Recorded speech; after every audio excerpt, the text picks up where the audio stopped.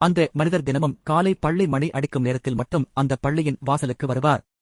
பள்ளிக்குள் ஒருபோதும் செல்ல மாட்டார். மாணவர்கள் அனைவரும் அவரை கடந்து செல்வார்கள். அவர் மட்டும் அமைதியாக நின்று அந்த மணி ஓசையை கேட்டுவிட்டு சிறிது நேரத்தில் அங்கிருந்து சென்று விடுவார். பல நாட்களாக இதை பார்த்துக் கொண்டிருந்த ஒரு ஆசிரியருக்கு அவரை பற்றி தெரிந்து கொள்ள வேண்டும் என்ற ஆர்வம் வந்தது.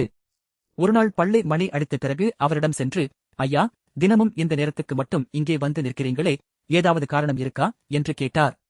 அந்த மனிதர் சிறிது நேரம் அமைதியாக இருந்துவிட்டு தன்னுடைய சட்டைப் பையிலிருந்து ஒரு பழைய புகைப்படத்தை எடுத்தார். அதில் பள்ளி சீருடையில் ஒரு சிறுவன் சிரித்துக் கொண்டிருந்தான். இவன் என் மகன்.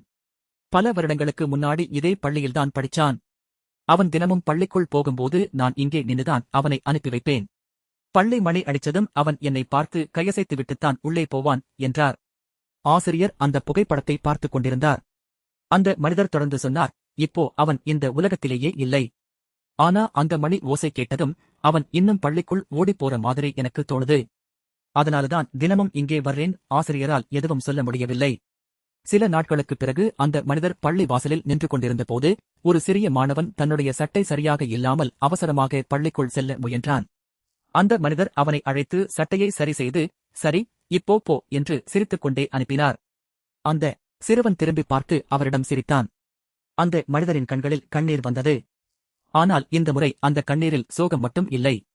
பல வருடங்களாக இழந்த ஒரு அன்பை இன்னொரு குழந்தையின் சிரிப்பில் அவர் மீண்டும் கண்டு கொண்டிருந்தார். சில நினைவுகள் நம்மை உடைத்துவிடும். ஆனால் அதே நினைவுகள் ஒருநாள் இன்னொருவருக்கு அன்பாக மாறும்போது நம்முடைய வலி ஒரு அர்த்தத்தை பெறுகிறது.